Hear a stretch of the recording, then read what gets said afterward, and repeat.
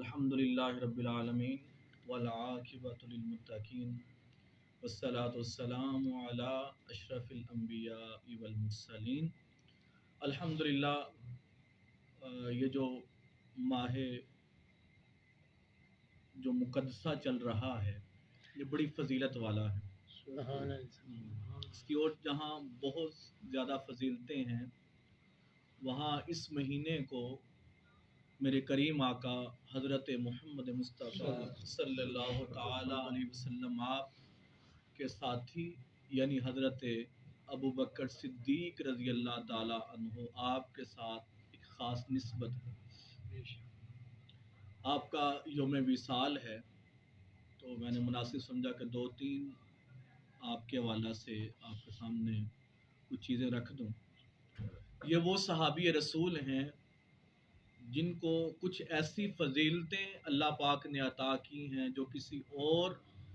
میرے مصطفیٰ کریم صلی اللہ علیہ وسلم کے ساتھی کو نصیب نہیں ہوئی۔ وہ منفرد حیثیت جو سیدنا صدیق اکبر رضی اللہ تعالیٰ عنہ آپ کو نصیب ہوئی وہ کسی اور کو نصیب نہیں ہوئی۔ ایک تو سب سے پہلے تاجدار کائنات نے آپ کا نام تبدیل فرمایا تھا اور آپ کا نام عبداللہ رکھا تھا، لیکن جو مشہور ہو گیا وہ ابو بکر۔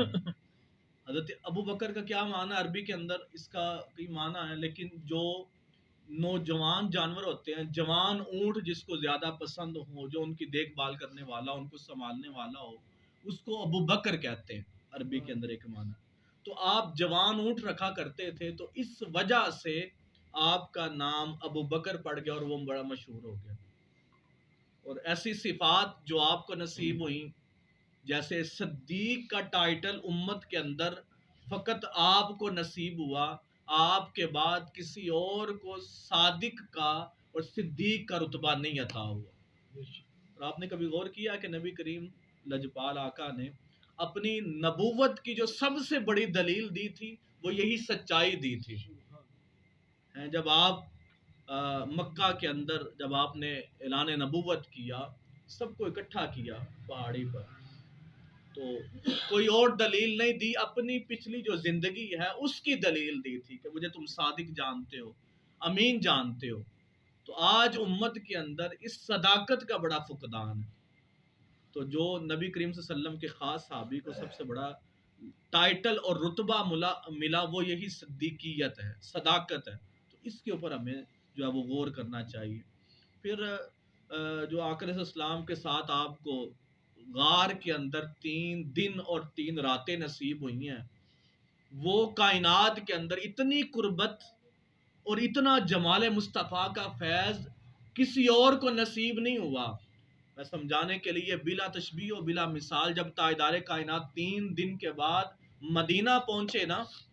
تو لوگوں کو پہچاننا مشکل تھا، اتنا جمال مصطفیٰ کا رنگ سیدنا ابوبکر صدیق کے اوپر چڑھا ہوا تھا کہ لوگ ادھر بھی آ چومتے تھے، ادھر بھی آ چومتے تھے۔ یعنی انہوں نے تو پہلے تاجدار کائنات کو دیکھا نہیں ہوا تھا۔ تو اس چیز کو یعنی کہ لوگوں کو آگاہی دینے کے لیے سیدنا صدیق اکبر نے تاجدار کائنات کے اوپر سایہ کر دیا، صاحبان تان دیا، تاکہ لوگ پہچان سکیں کہ مصطفیٰ یہ ہیں اور صاحبان کرنے والا غلام ہے۔ یعنی اتنی جمال مصطفیٰ کا اتنا رنگ چڑھا ہوا تھا کہ دونوں حضرت ابوبکر صدیق کا چہرہ بھی روشن تھا اور نور ٹپک رہا تھا۔ یہی وجہ ہے کہ حضرت عمر فاروق رضی اللہ تعالیٰ عنہ آپ جیسے جلیل القدر صحابہ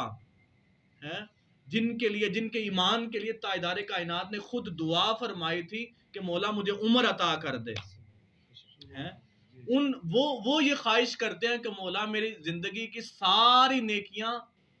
لے اور اس کے بدلے مجھے کیا عطا ہو۔ سیدنا صدیق اکبر رضی اللہ تعالیٰ عنہ کو جو قرب اور وصال مصطفیٰ غار کے اندر نصیب ہوا ہے وہ نیکی صرف مجھے مل جائے۔ اتنی بڑی جانتے ہیں نا اور پہچانتے ہیں۔ تو اس طرح تاجدار کائنات کی بارگاہ میں جب جبریل امین وحی لے کے آتے تھے نا تو کسی کی جرت نہیں ہوتی تھی، نہ کسی کی ہمت ہوتی تھی کہ جب جبریل امین ہم کلام و مصطفیٰ کے ساتھ تو ان کی کوئی سرگوشی سن سکے۔ لیکن کائنات کے اندر یہ واحد صحابی ہیں کہ وہ جب جبریل امین پیغام خدا دے رہے ہوتے تھے، جو باتیں ہو رہی ہوتی تھی، تو صدیق اکبر ان کو بھی سن لیا کرتے تھے۔ تاجدار کائنات نے کبھی منع نہیں فرمایا تھا، یعنی وحی خدا کا نزول ہو رہا ہے اور سیدنا صدیق اکبر رضی اللہ تعالیٰ عنہ اس کو بھی براہ راست سماعت کرتے ہیں۔ اور آپ کی شان کے اندر کیا کہنا، قرآن کے اندر کم و بیش 15 آیات ہیں جن کے اندر آپ کا ذکر موجود ہے، اور یہ وہ صحابی ہیں، اب صحابہ کا ٹائٹل ہی بہت بڑا ہے، جن کے لیے مصطفیٰ نے کہا کہ میرا اور میرے صحابہ کا زمانہ سب سے بہتر ہے، اور جس کو سب سے پہلے قرآن نے صحابی کا ٹائٹل اور لقب عطا کیا وہ سیدنا صدیق اکبر رضی اللہ تعالیٰ عنہ۔ اور اس سے بڑی کیا شان ہوگی، بات آگے سے آگے نکلتی ہے، جو غار والی آیت ہے، جب سیدنا صدیق اکبر رضی اللہ تعالیٰ تھوڑے سے پریشان ہوئے کہ وہ ان کو ڈھونڈتے ڈھونڈتے غار کے دانے تک آ گئے نا، تو سیدنا صدیق اکبر کے چہرے پر کچھ پشیمانی ہوئی، کچھ پریشانی ہوئی، تو اللہ پاک نے وہی اتار دی اور کہا کہ محبوب خدا اپنے یار کو خوشخبری دے دیں کہ پریشان نہ ہو، ولا تحزن، پریشان نہ ہو، غم زدہ نہ ہو، وہ کوئی نقصان نہیں پہنچا سکتے، کیوں؟ ان اللہ معنا، اللہ پاک نے ایک جمع کا صیغہ استعمال کیا کہ اللہ اے محبوب خدا آپ کے ساتھ ہے اور آپ کے یار صدیق کے ساتھ بھی،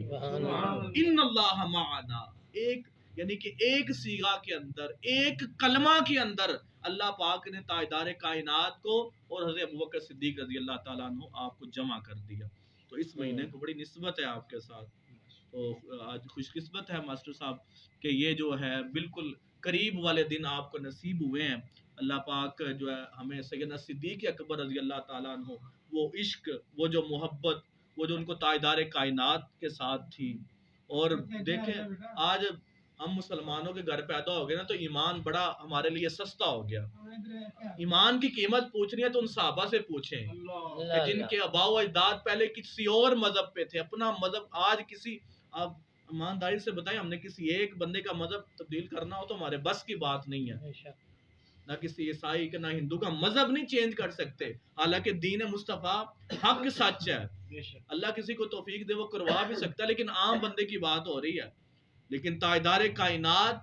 کی ذات اقدس پر جو بڑوں کے اندر سب سے پہلے ایمان لایا اور کوئی دلیل نہیں پوچھی، جیسے تاجدار کائنات نے اعلان کروایا صدیق اکبر رضی اللہ تعالیٰ عنہ آپ نے بڑھ کے ایمان لیا، اس سے بڑی محبت کیا ہوگی؟ تو اللہ پاک اس محبت کی خیرات کچھ ہمیں بھی نصیب فرمائے، اور ایسی پاکیزہ محفل اللہ پاک ہم سب کو نصیب فرمائے۔ میلاد کی رتیاں